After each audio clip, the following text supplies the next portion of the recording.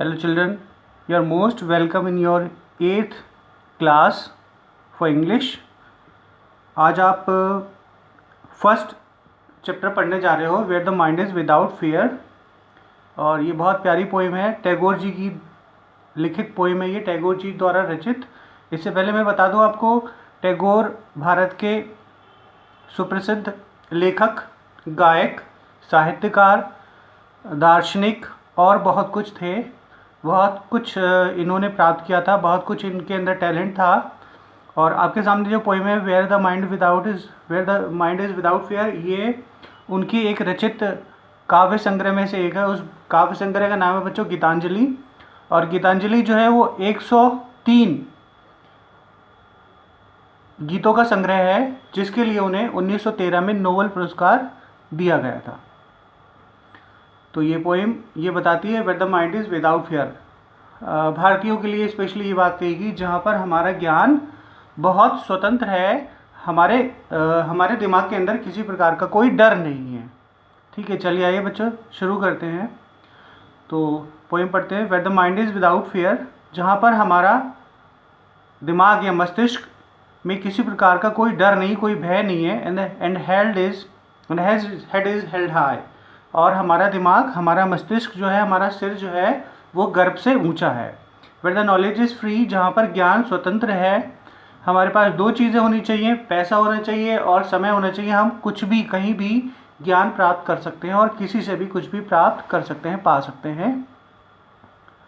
Where the world has not been broken up into the fragment, जहाँ पर वो बताते हैं कि संसार में आपसी झगड़े ना हो, लोगों के बीच में बंटवारे ना हो। By the narrow domestic walls, और लोग आपस में बटे विचारों में और किसी भी प्रकार बटे हुए ना हो आपस में, और आपस में घुले मिले हों। Where the words come out from the depth of the truth, जहाँ पर भाइयों के बीच में झगड़ों की दीवारें ना हो, और जहाँ पर शब्द हृदय की तीव्र गहराइयों से निकल कर आए, हृदय के अंदर से निकल कर आए, बिल्कुल सच्ची बातें निकल कर आए। Where the tireless stretch its arm towards perfection, जहाँ पर लोग तब तक मेहनत करते रहे जब तक वो पूर्णता को प्राप्त ना कर लें। जब वो परफेक्ट बन जाए जब तक मेहनत करें जब तक वे परफेक्ट ना बन जाएं। With a clear stream of reason lords its way, जहाँ पर लोगों के दिमाग, मस्तिष्क इतने और उनके कर्म करने के कारण इतने क्लियर होने चाहिए, इतने साफ होने चाहिए कि वे रास्ता ना भूलें। Into the desert of the dead habits, और वे जैसे रेगिस्तानों में रास्ता भूल जाते हैं, ऐसे वे ना भूलें। But the mind is led forward by thee, जहाँ पर लोगों के दिमाग इतने स्वतंत्र होने चाहिए, इतने फ्री माइंडेड होने चाहिए, इतने स्वतंत्र सोचने, स्वतंत्र चिंतन वाले होने चाहिए। Ever widening thought and action, और जो कर्म उनके लिए हो, जो कार्य उनके लिए हो, उसके लिए तुरंत वो तैयार हो जाएं, तुरंत वो उसके लिए एक्शन लें।